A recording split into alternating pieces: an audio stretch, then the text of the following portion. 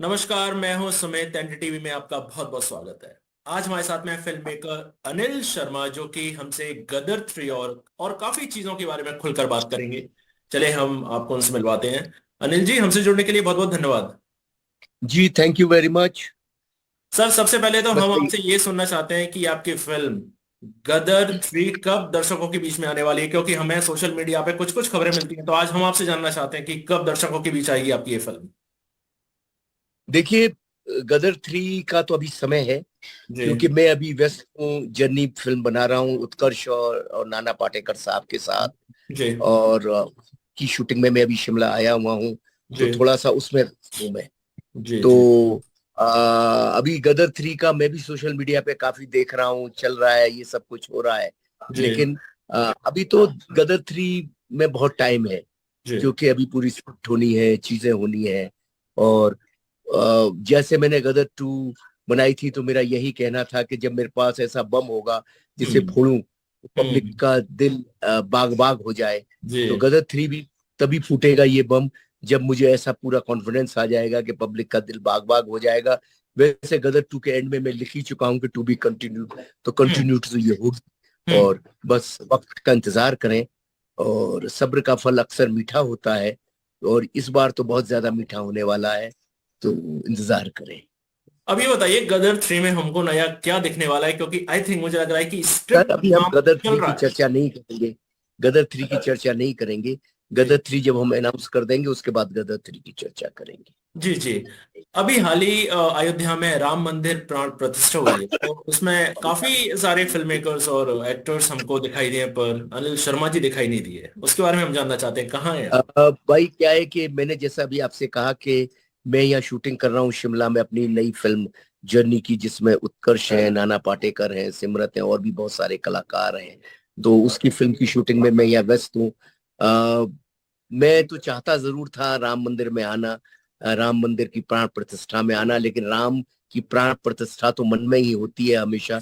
तो ये बड़ा सुंदर अवसर था, आना भी चाहिए था। लेकिन क्या है कि काम ही राम है और राम ही काम है। जी। तो बस राम जी की इच्छा होगी। लेकिन मेरा सौभाग्य इतना था कि मैं पिछले दिनों बनारस में शूटिंग कर रहा था इसी जर्नी की। तो हम्म। मुझे अवसर मिला रामलला के दर्शन करने का, और बहुत प्यार से, बहुत अंदर जाके मैं रामलला के दर्शन कराया। जो बरसों, हजारों, सैकड़ों सालों से जो रामलला मंदिर में विराजमान थे, उनके दर्शन कराया। तो जी। उस हिसाब से मैं अपने आप को बहुत सौभाग्यशाली कर समझता हूँ। लेकिन जब ये शूटिंग समाप्त हो जाएगी, तो मैं दर्शन करने अवश्य जाऊंगा अयोध्या। और राम बुलाएंगे तो किसके बस में है कि जो ना जाए। कभी आपने ये तो प्लानिंग किया होगा कि मैं कब जाने वाला हूँ? जैसा आपने बोला कि शूटिंग खत्म होने के बाद, तो जब भी शूटिंग खत्म हाँ, होने के बाद, कब, एक महीने, 2 महीने में, कब सोचा था होगा कि भैया हाँ, मुझे? मतलब मार्च अप्रैल में पूरी कोशिश कर जाएंगे एकदम। राम जब बुलाएंगे तो जाएंगे। मैं कौन जाने वाला, और मैं कौन ना ना कहने वाला और हाँ कहने वाला। राम तो मेरे मन में है, और हर पल मेरे मन में होते। सुबह सुबह राम की प्रार्थना करता हूँ, पूजा करता हूँ, हनुमान जी की प्रार्थना पूजा करता हूँ। तो राम तो हर पल मेरे साथ रहते हैं, मेरे मन में ही रहते हैं। तो राम के पास जाना है तो आपको अपने अंदर जाना होगा। जैसा तो कि जब राम के पास, राम के दर्शन के लिए तो मन के अंदर जाना होगा। तो मन के अंदर रोज कोशिश करता हूँ जाने की, ताकि किसी दिन मुझे भी राम के दर्शन हो जाएं। जी, जब हम लोग टीवी पर प्राण प्रतिष्ठा देख रहे थे, वहां मौजूदा लोग इमोशनल हो रहे थे, भावुक हो रहे थे, और जो लोग टीवी पर देख रहे थे वो भी भावुक हो रहे थे। तो कभी मतलब एक ऐसा मोमेंट आया कि देखकर आप भी, आपकी आंखों से आंसू मतलब? मैं तो हर पल भावुक होता हूँ, राम का नाम आते ही भावुक हो जाता हूँ। जी। राम राम एक शब्द ही ऐसा है। राम का चरित्र ऐसा है। और मैंने तो इस बार, इत्तेफाक की बात है कि इस साल राम मंदिर का प्राण प्रतिष्ठा हुई। लेकिन मैंने पहली बार राम का भजन भी अपनी फिल्म में रखा है, जो मैं नई फिल्म बना रहा हूँ जर्नी। जी। पहली बार जीवन में ऐसा मौका आया कि जहां मेरी ऐसी सिचुएशन आई कि जहां मैं राम का भजन रख सकता था। मन तो ऐसा था कि प्राण प्रतिष्ठा के दिन शायद मैं वहां पर इस भजन को पेश करता। लेकिन फिर मैंने सोचा कि लाखों लोग इस वक्त राम के राममय हो रहे हैं, और लाखों लोग अपने भजन गा रहे हैं। तो मैंने कहा, इस थोड़ा समय जाने दीजिए, जब फिल्म रिलीज होगी तो वो उस राम का भजन को हम रिलीज करेंगे। और हो सकता है राम मंदिर में ही रिलीज करें। ऐसा तो नहीं कि अनिल शर्मा जी आने वाले दिनों में हमको लोकसभा चुनाव लड़ते हुए नजर आए, ऐसा तो जी नहीं? नहीं, मैं बिल्कुल, कोई मेरा इरादा नहीं है। उसकी रीजनिंग ये है कि मेरा काम, जो हर व्यक्ति को ईश्वर ने उस काम सौंपा हुआ है, मुझे भी मेरा काम सौंपा हुआ है।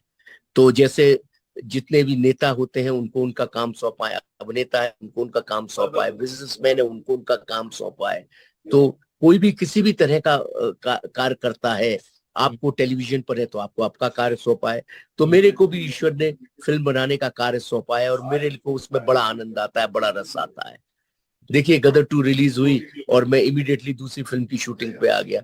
नहीं तो मैं तो 6 महीने 8 महीने छुट्टियों पे भी जा सकता था, लेकिन नहीं, मेरी छुट्टियां, मेरा आनंद कार्य ही है, काम ही है, मेरा धर्म, मेरी दुनिया काम ही है। और मैं जिंदगी में इस तरह से सोचता हूँ कि भाई अच्छी फिल्म बना लूं और लोगों को अच्छी तरह से एंटरटेनमेंट कर दूं, और लोग मेरी फिल्म देख के भावुक हो जाएं, तालियां बजाएं, सीटियां बजाएं, और विभोर हो जाए, तो बस मुझे लगता है कि राम के दर्शन हो गए। आप अभी शूटिंग कर रहे हैं, हिमाचल में कर रहे हैं आप अभी शूटिंग।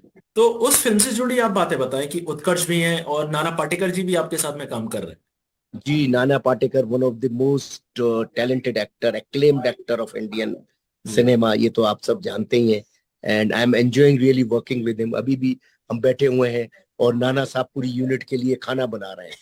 ओ। नाना साहब का ये बड़ा वो है कि एक दिन उन्होंने हमें, नाना पाटेकर साहब ने बहुत बढ़िया, मतलब 2-3, ये तीसरा वाकया है कि जब नाना साहब पूरी यूनिट के लिए खाना बना रहे हैं, हम्म। तो बड़ा ही आनंद आता है उनके साथ काम करने में। हम्म। और इतने ज्यादा डेडिकेशन के साथ वो काम करते हैं, इतना लॉजिक के साथ काम करते हैं कि हम्म। मैं तो मतलब फैन था ही, और भी बड़ा फैन हो गया हूं उनका। छोटी छोटी बातों पर भी वो ध्यान देते हैं। हम्म। मतलब इतना ज्यादा वो करेक्टर में रहते हैं हम्म। कि आपकी सिचुएशन कोई भी हो, वो हम्म। अपने करेक्टर से बाहर नहीं निकलते। यही उनकी ग्रेटनेस है, इसीलिए नाना पाटेकर है और most acclaimed actor of India है।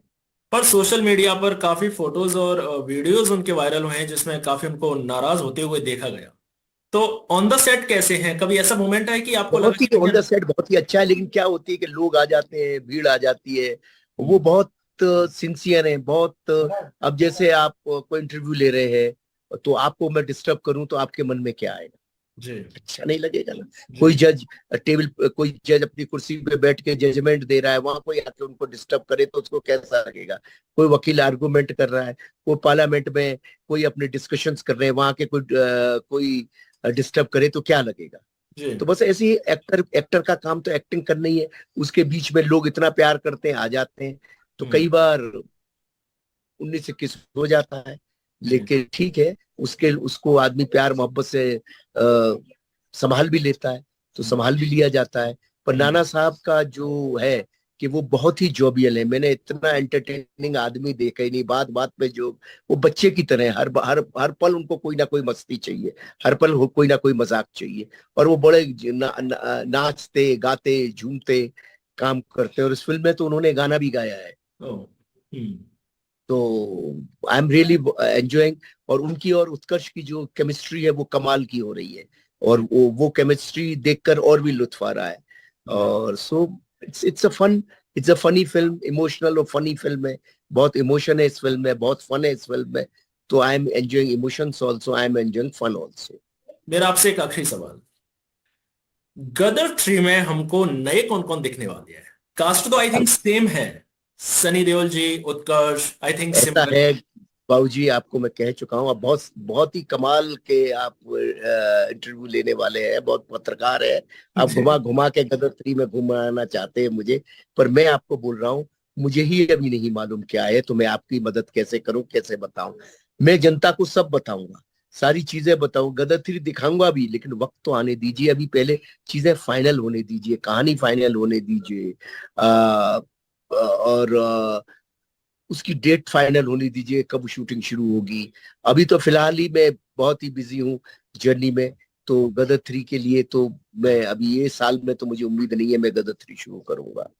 इतना ही कह सकता हूँ। अनिल जी, हमसे जुड़ने के लिए बहुत बहुत धन्यवाद।